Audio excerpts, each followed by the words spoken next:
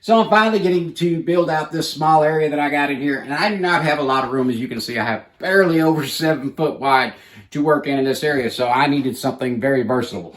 So I have built a very multi-versatile spray booth, cheap, like Walmart furniture type cheap. First, it's a recirculating air booth.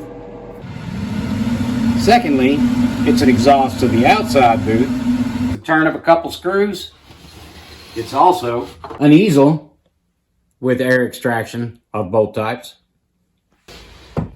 And with a couple more turns of the screws, you can remove these panels and have an even larger open face booth. So this was done with simple off-the-shelf bookshelves, a little bit of hand tools, and I did use a skill saw for some of the wood in the back, but you could adapt and probably get by without that because I was using this for support and stuff for top shelving as well. So I just mounted up that old door to use that as a bench. Not highly sophisticated brackets, but strong like bull. I have no real details on building the shelf, but I figure most people have a bench or a desk or something already. A couple cheap 3-shelf bookcases from Walmart.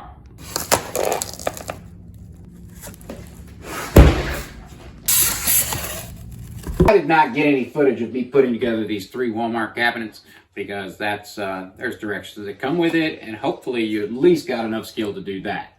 Did I mention cheap? Yeah, this was really cheap. The cabinets for it, all the cabinetry in the back was $66, another $10 for hardware. One of the fans I bought was $30. I'll drop you guys some links. And my carbon filter fan I've had around for a long time, but I can also get you a price on that a little later. Let's get back to work.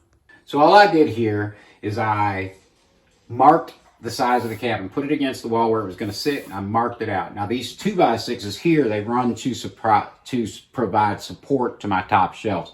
Obviously, not everybody's going to have that going on. So I somehow failed to get footage of this, but all I did was once I marked where the location was, I laid my 2x6 up there so that it would line up on the outer edges of this cabinet here, so that this cabinet would sit forward 5.5 inches further than the other cabinets.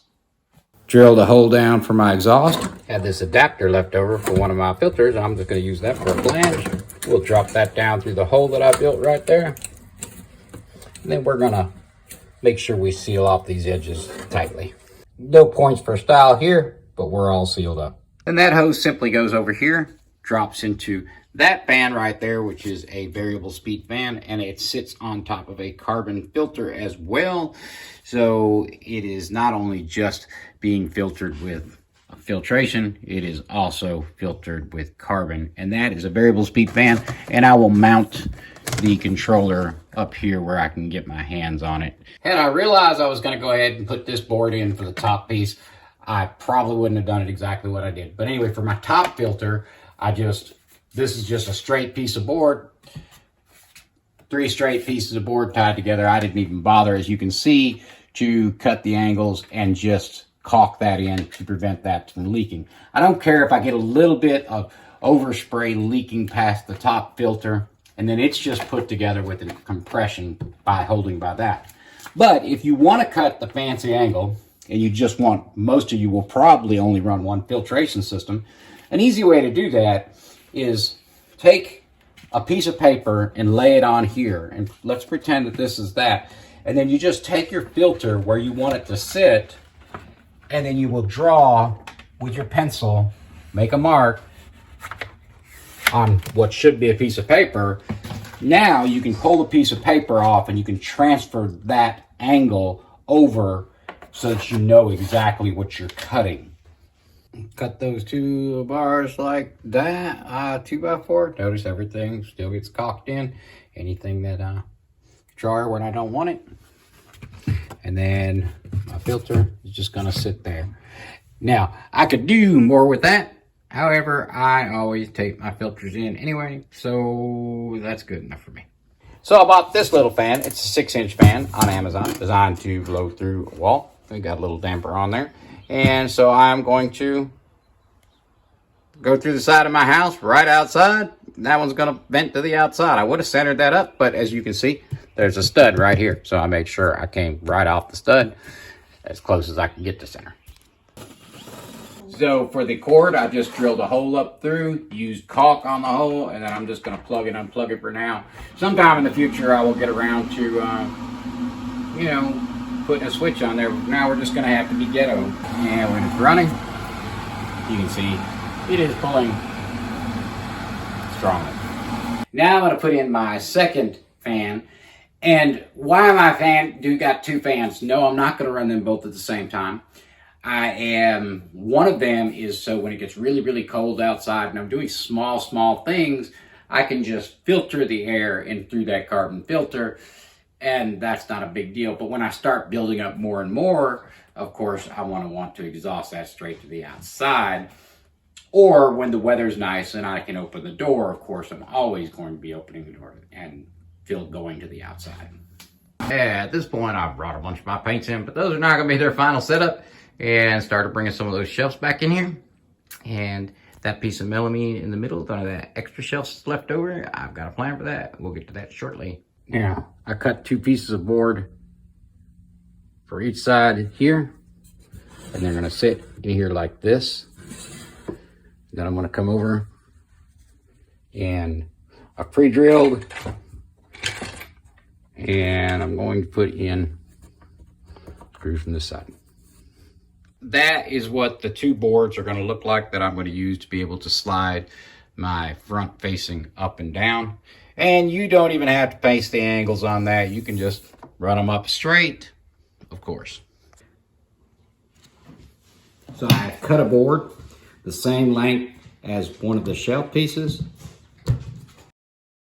and screwed it to the front so that I have something to support my canvases. And then I went out and I used that as a guide and just cut off from there and cut the excess off and saving the other piece for the other sliding portion. And took another board, cut the same length as those, and I'm going to mount it on the leftover piece. And this may be a little bit large. I'll decide later if I want to cut it off. I can always cut that down at another time. We'll also cut another piece of that little 1x2 for the inside. And all that little piece here is for is so when we drill through it, to prevent this bolt from trying to spread out and pull away and get all wobbly, because it needed a little more than just that much meat. So on the outer edge. Almost forgot. Got to cut that board 3/4 short on each side so that it doesn't interfere with your backstop. Okay, so now I have 4 4-inch long washers or bolts. I have some fender washers, and I'm gonna also have 4 nuts, and I'm gonna tighten that down to the fender washer just because it makes things a little bit better. I'll slide it through the back side here. Now, of course, you've got to drill a hole through here. And to determine that length or how far that hole is, it depends on what size piece of wood you use here to catch that with. So you want to make sure that your nut, that nut right there, is going to clear that board without dragging, but it's not so far out the washer won't catch. And then that's what's going to determine it. And then just drill it straight in the middle on both sides.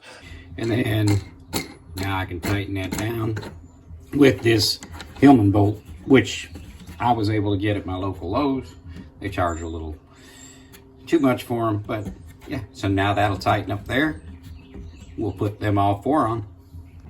So now you just loosen it up, slide up and down.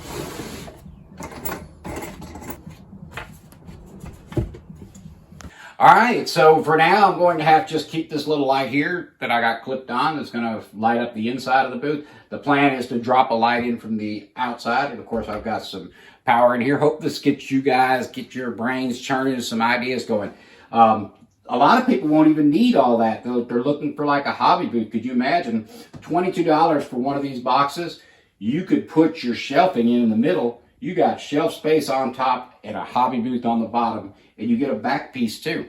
If you needed a wider booth, flip this sucker on the side. You got your 2 pieces that I'm using cut here and the extra shelf I used over here. you know, you can make a hobby booth that's large sideways. I needed the height. Anyway, guys, I'm Bill Kennedy with the Airspace, and I hope this was informative for you and it gets some ideas going.